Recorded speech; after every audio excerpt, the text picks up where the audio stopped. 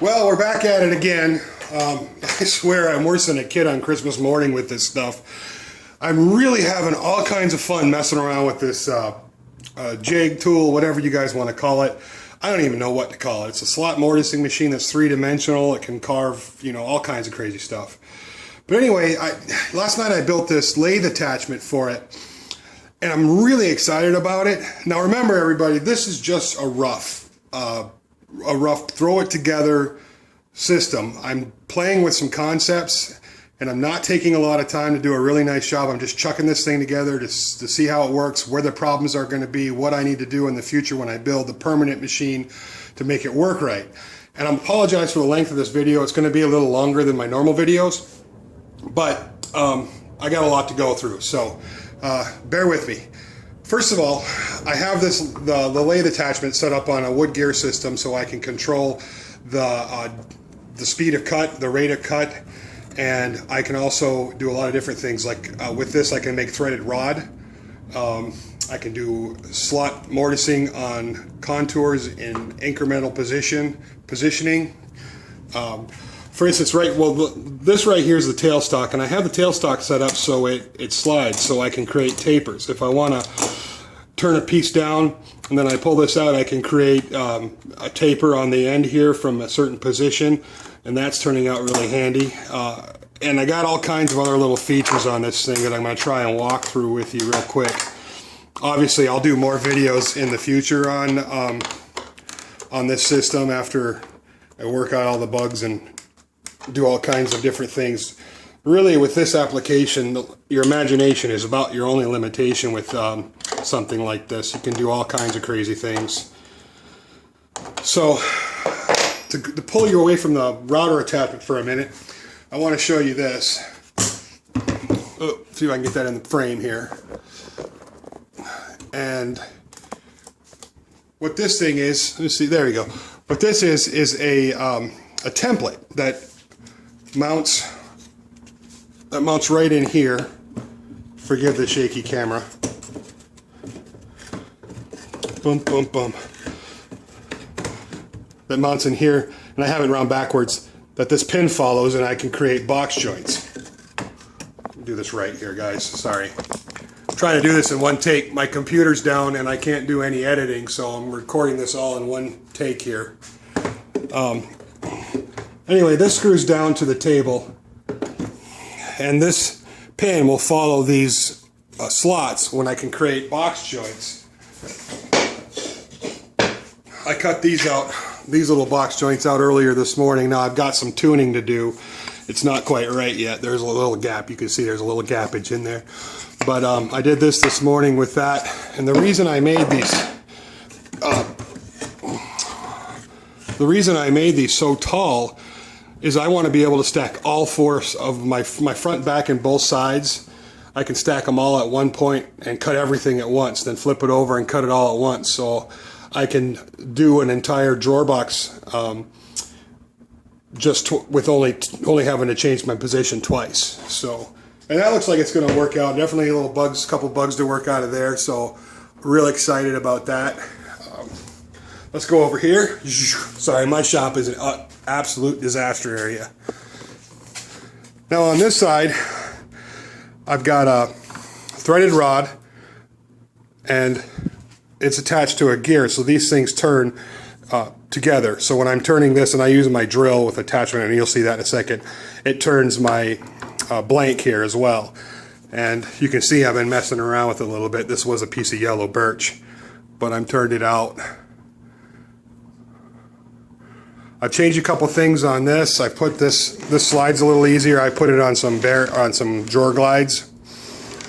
Right now you can see I've got a bunch of clamps in positions for stopping everything. But anyway, enough talk. Let's run this thing. Oh, wait.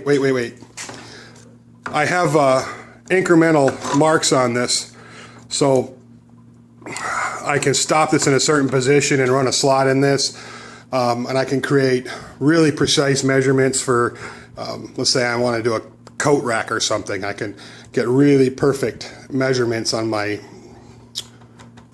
drill holes. I can also do slot mortising with this. So I'm going to set it up real quick, I'm going to put you on pause. I'm going to set this up real quick, and I'm going to show you a quick little demonstration. Now remember, this is not a finished product. This is just temporary. I have to put this on tracks. This moves a little bit.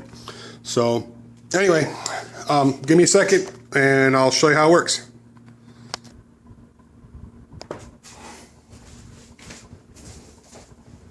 Alright, I'm going to turn this thing on. It's going to get loud.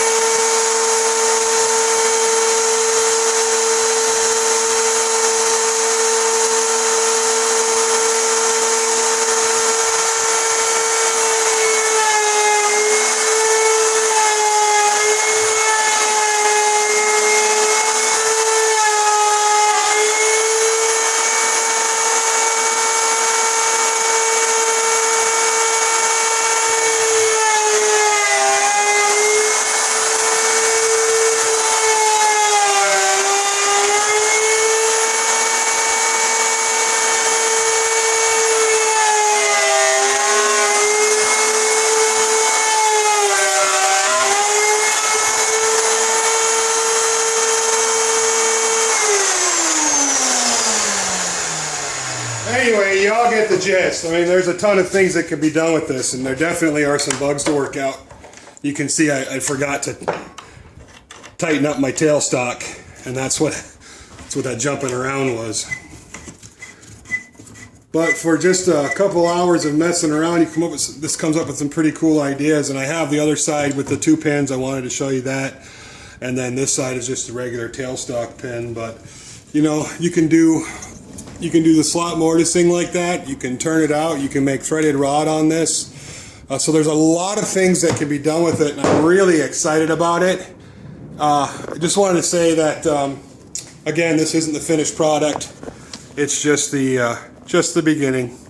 So thanks for checking out my videos. I really appreciate it. Any suggestions, ideas, thoughts, love to hear them.